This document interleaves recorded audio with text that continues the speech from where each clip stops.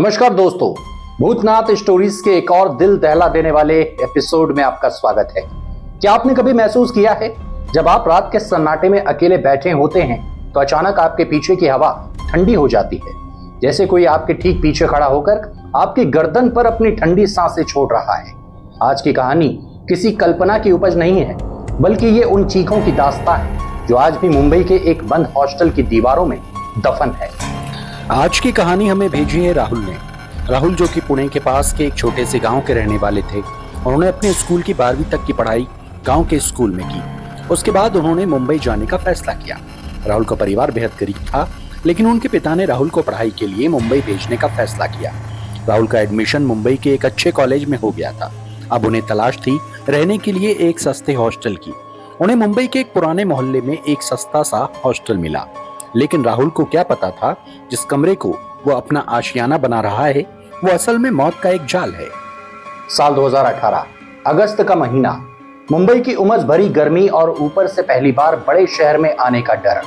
Hostel की इमारत को देखकर ऐसा ही लगता था मानो वो किसी बीते हुए डरावने दौर की निशानी हो। दीवारों का प्लास्टर झड़ रहा था और वहां की हवा में एक अजीब सा भारीपन था। राहुल जब वार्डन के पास पहुंचा तो वार्डन ने उसे सिर से पांव तक ऐसे देखा जैसे वो कोई इंसान नहीं बल्कि बलि का बकरा हो। वार्डन ने बिना कुछ पूछे उसे एक जंग लगी चाबी थमा दी थी। राहुल को हॉस्टल की तीसरी मंजिल पर कमरा नंबर 304 की चाबी दी गई। वार्डन ने राहुल से बस इतना कहा, वहां कोई तुम्हें परेशान नहीं करेगा, बस अपने काम से काम रखना। राहुल जब अपनी भारी सूटकेस लेकर सीढ़ियां चढ़ रहा था तो हर कदम पर लकड़ी की सीढ़ियां ऐसे चरमरा रही थीं जैसे कोई दर्द से करा रहा हो। वहां के गलियारे की ट्यूबलाइट बार बार जलकर बुझ रही थी, जिससे दीवारों पर राहुल की परछाई किसी लंबे साए की तरह नाच रही थी। कमरे के अंदर कदम रखते ही राहुल को एक तीखी बदबू आई, जैसे पुरानी किताबों के साथ कुछ जलने की गंध हो। कमरा छोटा था, लेकिन अजीब बात यह थी वहां एक लोहे की भारी अलमारी रखी थी जिस पर कई जगह खरोंच के निशान थे। राहुल बहुत थक चुका था। उसने अपना सामान रखा और खिड़की खोली। खिड़की के बाहर एक विशाल बरगद का पेड़ खड़ा था, जिसकी टहनियां रात के अंधेरे में खिड़की के कांच को ऐसे छू रही थी जैसे कोई अंदर आने की कोशिश कर रहा हो। राहुल ने पढ़ाई करने का फैसला किया और अपनी टेबल पर बैठ गए। रात के करीब 2 बज रहे थे। राहुल मेज पर लैंप जलाकर पढ़ाई कर रहा था। तभी उसे छत से आवाज आई, टप टप टप, जैसे खून की बूंदें गिर रही हैं। राहुल ने घबराकर ऊपर देखा तो छत पूरी तरह से सूखी थी, लेकिन जैसे ही उसने नीचे देखा उसकी किताब के पन्ने पर पानी की एक बूंद गिरी। उसने फिर ऊपर देखा। इस बार छत पर एक गीला धब्बा बन रहा था जो धीरे धीरे एक इंसानी चेहरे की शक्ल ले रहा था। ये देखते ही राहुल के हाथ पैर ठंडे पड़ गए। उसने सोचा शायद ऊपर की टंकी लीक हो रही होगी, पर तभी कमरे का तापमान अचानक इतना गिर गया, राहुल के मुंह से भाप निकलने लगी। अचानक दीवार के पीछे से आवाजें आने लगी, खर खर, जैसे कोई अपने नाखूनों से दीवार को अंदर से फाड़ रहा हो। राहुल चिल्लाया, कौन है वहां? पर जवाब में सिर्फ एक ठंडी हंसी सुनाई दी जो कमरे के चारों कोनों से गूंज रही थी। राहुल को काफी डर महसूस होने लगा था। अगले दिन राहुल की मुलाकात समीर से हुई। समीर राहुल के ही ठीक बगल वाले कमरे में रहता था। समीर वहां पिछले 2 सालों से रह रहा था। जब राहुल ने कमरे की घटनाओं का जिक्र किया तो समीर ने उसे डरते डरते कहा, राहुल का हाथ पकड़ा और उसे छत पर ले गया। समीर ने बताया, राहुल उस कमरे में जो भी जाता है वो कभी चैन से नहीं रह पाता। समीर ने राहुल को बताया 3 साल पहले वहां आर्यन नाम का एक लड़का रहता था। वो बिहार से आया था और तुम्हारी तरह होनहार था, लेकिन उसे इस हॉस्टल के कुछ लड़के बहुत परेशान करते थे। एक रात उन लड़कों ने मजाक मजाक में आर्यन को उसी लोहे की अलमारी में बंद कर दिया और बाहर से ताला लगा दिया। उसी रात हॉस्टल के उस हिस्से में रहस्यमयी आग लग गई। सभी भाग निकले, लेकिन आर्यन उस अलमारी में बंद होकर रह गया। आर्यन चिल्लाता रहा, दीवारें खुरचता रहा, पर किसी ने दरवाजा तक नहीं खोला। जब आग बुझी तो अलमारी के अंदर सिर्फ आर्यन का जला हुआ कंकाल मिला। उसके हाथ दीवारों को कुरेदते हुए उसी हालत में जम चुके थे। समीर की बातें सुनकर राहुल के रोंगटे खड़े हो गए थे, लेकिन तभी राहुल ने सोचा अगर यहाँ कुछ ऐसा हुआ होता तो सोशल मीडिया या न्यूज के जरिए कुछ तो पता लग जाता। राहुल ने सोचा समीर ने भी उसे डराने की कोशिश की है, लेकिन राहुल के मन में अभी भी सवाल यही था, आखिर उस कमरे में उसके साथ कल रात हुआ क्या था। राहुल अब अपने कमरे में वापस जा चुका था, लेकिन राहुल को पढ़ाई से ज्यादा उस कमरे में हो रही अजीब घटनाओं की फिक्र सताने लगी थी। रात के करीब 11 बज चुके थे।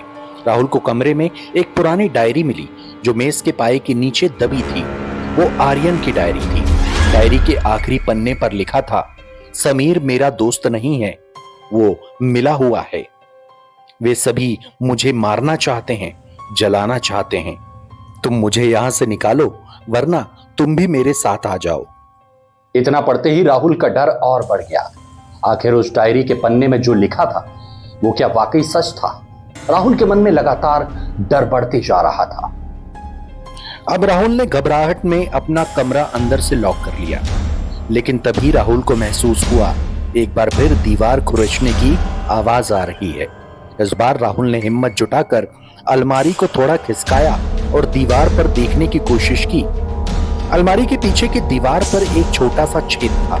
राहुल ने जब उसमें झांका तो उसकी चीखें निकल गई। अलमारी का दरवाजा एक लंबी चरचराहट के साथ खुला। चर अंधेरे से दो जलती हुई लाल आंखें राहुल को घूर रही थी। एक जली हुई आकृति अलमारी से बाहर निकली। उसका आधा चेहरा राख बना हुआ था और एक हाथ भी जला था जिससे धुआं निकल रहा था। फुसफुसाया फुसफुसाया, इन्होंने दरवाजा नहीं खोला राहुल, मुझे बहुत जलन हो रही है, क्या तुम मेरी जगह अंदर आकर बैठोगे? वो साया हवा में तैरता हुआ राहुल की तरफ बढ़ा। राहुल ने भागने की कोशिश की, पर कमरा मानो छोटा होता जा रहा था। उस जलती हुई रूह ने राहुल का गला पकड़ लिया। राहुल को अपने गले पर जलते हुए मांस की बदबू आने लगी। राहुल का दम घुटने लगा।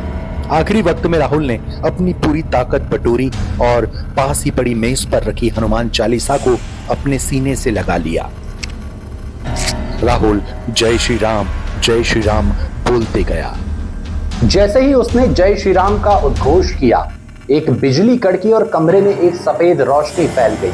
वो साया एक भयानक चीख के साथ वापस अलमारी में जा गिरा और दरवाजा अपने आप बंद हो गया। अगली सुबह सूरज की पहली किरण के साथ राहुल ने अपने पिता को हॉस्टल में हो रही इन घटनाओं के बारे में जानकारी दी। राहुल के माता पिता ये सुनकर डर चुके थे। उन्होंने फौरन राहुल से उस हॉस्टल को छोड़ने की बात कही। राहुल ने अपना बैग उठाया और नीचे वार्डन के पास पहुंचा। राहुल को देखकर वार्डन समझ चुका था, उसे कमरे की हकीकत का पता लग चुका है। तभी उसने डरते हुए वार्डन से उस कमरे के राज के बारे में पूछा। वार्डन ने इस बार राहुल को पूरी हकीकत बताई, लेकिन उसने ये भी कहा कि वो इस बारे में बाहर किसी से जिक्र ना करे। दोस्तों, उस हॉस्टल में कुल 20 कमरे थे और राहुल जिस वक्त वहां रूम लेने पहुंचा था तो कमरा नंबर 304 ही खाली था। वार्डन ने पैसों की लालच में राहुल को मौत के मुंह में धकेला। अब बारी थी सच्चाई से पर्दा उठाने की। वार्डन ने राहुल को बताया, यहाँ आज से 20 से 25 साल पहले बिहार से आर्यन नाम का एक लड़का पढ़ाई के लिए पहुंचा था। उसे मेरे पिताजी ने कमरा नंबर 304 रहने के लिए दिया था। शुरू के 4 महीने तक सब कुछ ठीक चल रहा था, लेकिन एक रात वहां शॉर्ट सर्किट के चलते आग लग गई और उसके चलते आर्यन हॉस्टल के कमरे में फंसा रह गया और जलकर उसकी मौत हो गई। दोस्तों, यहाँ पर एक बात तो साफ हो चुकी थी। समीर ने राहुल से जो आग लगने वाली बात कही थी वो सच थी, लेकिन समीर ने राहुल से ये भी कहा था हॉस्टल के ही कुछ लड़कों ने आर्यन को अलमारी में लॉक कर दिया था और उसके बाद ही वहां आग लगी थी। दोस्तों, राहुल ने हमें बताया शायद वार्डन नहीं चाहता था पूरी सच्चाई दुनिया के सामने आ जाए, इसलिए आग लगने वाली कहानी तो उसने कबूल कर ली, पर उन लड़कों की शरारत पर वार्डन ने पर्दा डाले रखा। खैर, अब राहुल अपना सामान लेकर वहां से हमेशा के लिए निकल गए और दूसरे हॉस्टल में रहकर उन्होंने अपनी पढ़ाई पूरी की। तो दोस्तों, राहुल तो सही सलामत निकलकर वहां से बाहर निकल गए, लेकिन आज भी मुंबई के उस पुराने इलाके के लोग बताते हैं अमावस की रातों में उस हॉस्टल की तीसरी मंजिल से दीवारों से खुरचने की आवाजें आती हैं। वार्डन ने अपनी साख बचाने के लिए सच पर तो पर्दा डाल दिया, पर क्या रूहों को इंसाफ मिल पाएगा? आर्यन की वो जली हुई राख आज भी शायद उसी अलमारी के अंधेरे में बैठी है, इंतजार कर रही है। अब कोई दूसरा छात्र सस्ता कमरा ढूंढते हुए वहां पर पहुंचेगा और वो उससे दोबारा पूछ सकेगा, क्या तुम मेरी जगह अंदर बैठोगे? कहानी जो भी हो, एक बात तो साफ है, कभी कभी सस्ता सौदा जिंदगी पर बहुत भारी पड़ सकता है। अगली बार जब आप किसी पुराने कमरे में अकेले हों और आपको दीवार खुरचने की आवाज आए तो पीछे मुड़कर मत देखिएगा। तो दोस्तों, ये थी राहुल की आप बीती। अगर आपके पास भी ऐसी कोई सच्ची कहानी है और आप चाहते हैं कि पूरी दुनिया उस कहानी को सुने, तो आप नीचे दिए गए व्हाट्सएप नंबर पर हमें भेजें। हम अपने कार्यक्रम में आपकी कहानी दुनिया के सामने प्रस्तुत करेंगे। तो फिलहाल हमारी खास पेशकश में इतना ही। नमस्कार।